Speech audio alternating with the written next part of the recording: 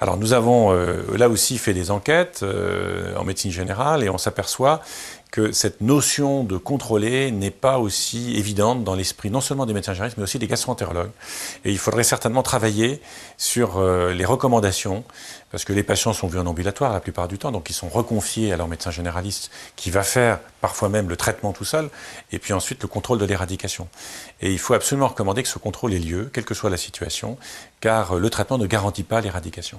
Et puis c'est seulement quand on a fait ce contrôle, s'il y a persistance de l'infection, qu'on peut envisager un traitement de deuxième ligne, voire de troisième ligne, qu'on peut, le cas échéant, si on a plusieurs échecs, faire une gastroscopie avec des biopsies pour rechercher la sensibilité aux antibiotiques de la bactérie.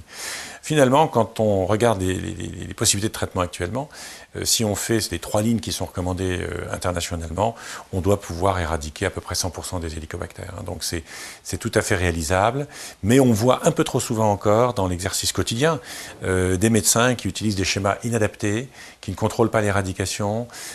Donc il faudrait effectivement corriger tout cela par une information claire.